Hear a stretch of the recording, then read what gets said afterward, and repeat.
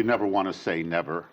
But on the other hand, John Kerry's usually an optimistic fellow who believes that he can work magic, and there doesn't seem to be right now any optimism at all.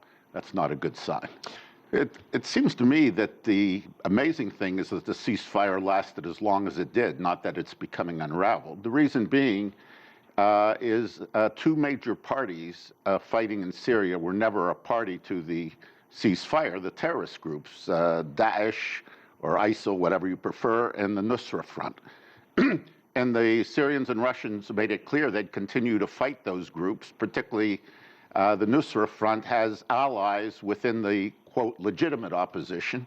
So it's always been a difficult thing to argue that the Syrians and Russians are hitting the legitimate opposition, because they'll say, no, we were hitting Nusra. It's not our fault if these people are in bed with them. Right. I think everybody's dug in, and therefore the Syrian people are the victims and are the ones suffering.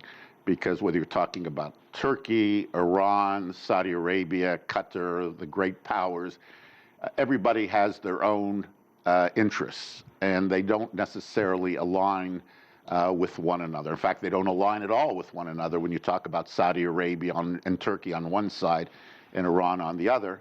And we and the Russians can't quite see eye to eye either in terms of the long-term fate of Assad himself.